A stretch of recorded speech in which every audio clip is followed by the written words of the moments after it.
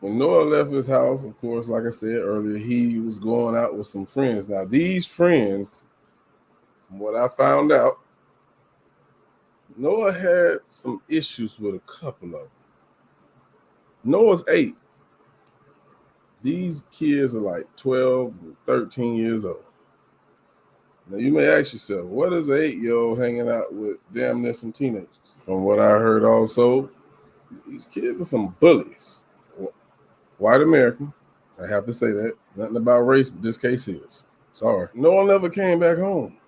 Now, if you leave with these kids and something happened, accidental or on purpose, wouldn't you go back home or somewhere and rest somewhere and say, hey, Noah fell in the water. He's drowning. Wouldn't you try to save him if you could swim? Now, I don't know if any of his friends could swim. I can't say that because I don't know. But I can say, if this is your friend, you don't sit there and let him drown. You go get help, right? You don't just go home and la, la, la, la, like nothing ever fucking happened. He said him and one of the boys had some type of issue, some type of problem. We know how kids are, get into a confrontation and it ends the next day we back friends again. I don't think this is the case. But like I said, I feel like they trying to wash it up under the rug and I hope nobody speaks about it.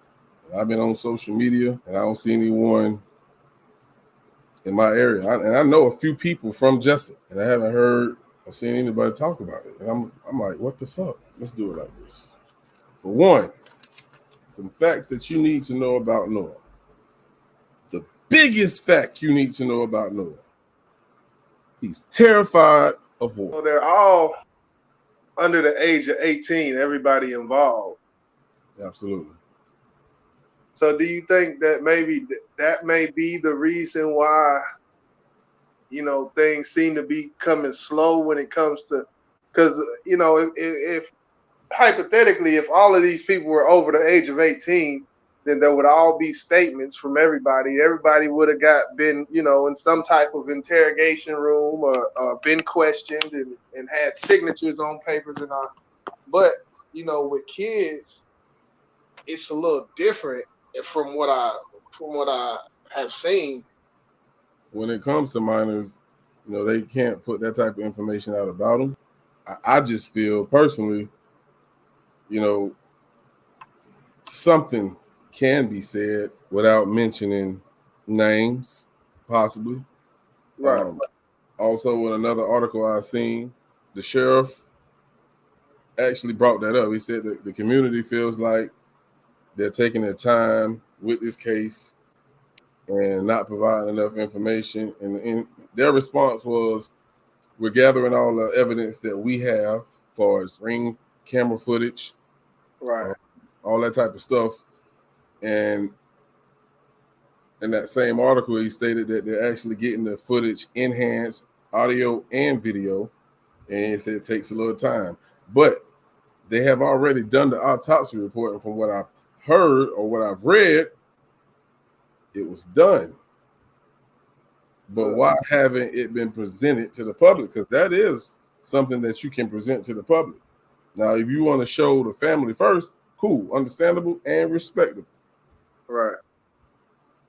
But if you want to be transparent with the community, why not? Why not show it? Because we done seen it happen plenty of times, even with younger kids. But as far as suspects, the way it was worded in that same article, it said we want to make sure the evidence matches up so we can give the right charges. Now, when I read that, here it said, okay, they eyeing somebody. Because if they were sticking to the beginning, like they stated when it first happened, ain't no foul play. Ain't no foul play. They wouldn't have said that now, would they?